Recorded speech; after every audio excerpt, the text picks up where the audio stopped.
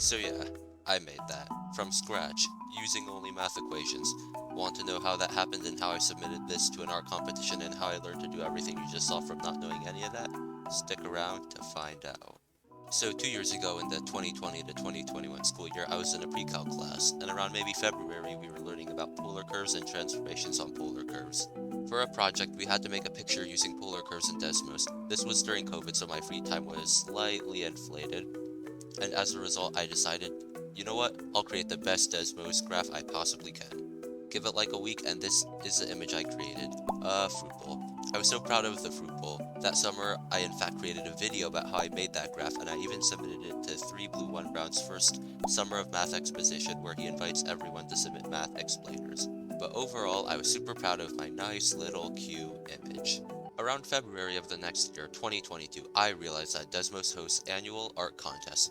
I remember scrolling around YouTube when I saw a beautiful video of what someone created for their submission. It was an amazing and technical animation using Desmos by John Does Stuff. My immediate response was, you know what, this is great. I have my own Desmos art piece, so I can submit that. However, after a bit of research, I found that submissions opened in December 2021 and closed in January 2022. In fact, the results were already posted for the 2021 contest, and the submission in the video I watched was awarded finalist, which is pretty cool. But I was overall disheartened by the fact that I missed the deadline, so I moped around for a bit. But I soon realized, you know what, I can't change anything about my past and not having submitted the fruit bowl. The only thing I can do is start my new submission for next year and make it better than ever before. So I took to Desmos' website, where I looked at all of the previous winners seeking inspiration. I landed on the idea of a penguin, where I then found a public domain image to base my graph off. Now to Desmos. I uploaded my picture to Desmos, but I was quickly overwhelmed. I had a blank slate to work on, but I didn't even know where to start. I wanted my graph to move and to make music and to be colorful and have contrast and have everything and be perfect, and so I closed my computer, and in fact I forgot about Desmos for a few days. When I next opened Desmos, I had a vision in my head about what I wanted my graph to look like, and so I just started graphing. I started with basic curves with restrictions on domain and range, just like what any Algebra 2 kid might do. If you zoomed in, the connections between the curves were a bit disjointed, so I had to fix that later. For now though, I forgot about it and kept graphing until I had a head down. It was here I remember that all of the previous winners had stunning colors, and all I had were the default Desmos colors, so I had to change that. After some quick research and looking at others' graphs, I learned how to make color in Desmos. A bit later, I was back on that YouTube recommended page grind, where I remember seeing a video about creating animation using Bezier curves by Junferno.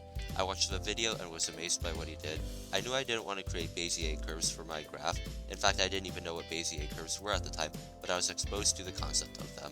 I researched all I could about Bezier curves and implementing them into my graph. When I was done, I created the fins of my penguin. I also learned from looking at other graphs that I could put sliders into my Bezier curves to get them to move.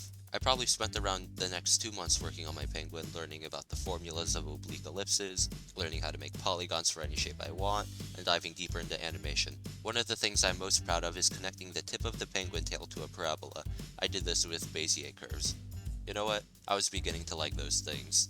My next goal for my project was the background. By now, I had built a lot of the fundamentals in Desmos graphing.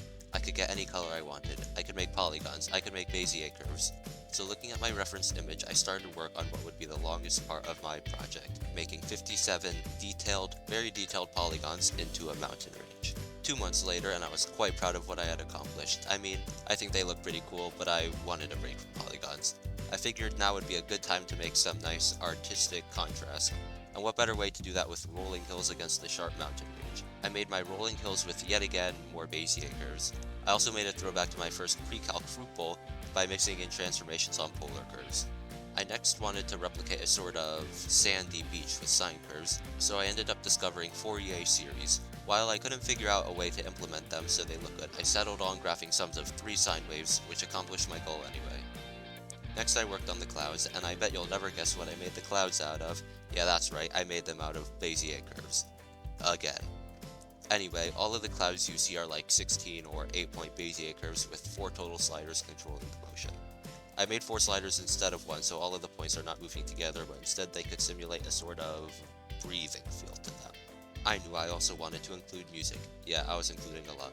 Turns out music isn't too complicated, but one caveat was that I could only make music in one octave, so some heavy and probably sacrilegious transposing had to be done, but I ended up writing Schubert's unfinished symphony in Desmos.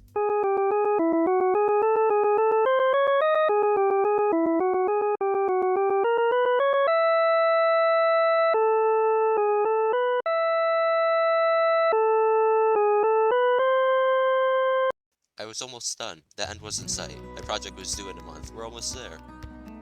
And now I wanted to touch up my project and I was researching different ways to do this, but then I realized something.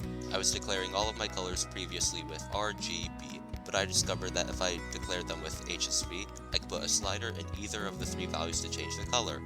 Awesome. So I put a slider in the saturation value, which made the sun rays look like my sun is beating on the penguin's world. Done. Submit. A year-long project in the making. And as a nice closing of this project, I got selected as top 20 in my age group. In fact, you can find my submission on the desmos.com/art website in the 15 to 16 age category. I'd say that's pretty cool, and it all started from just graphing some janky curves to a head.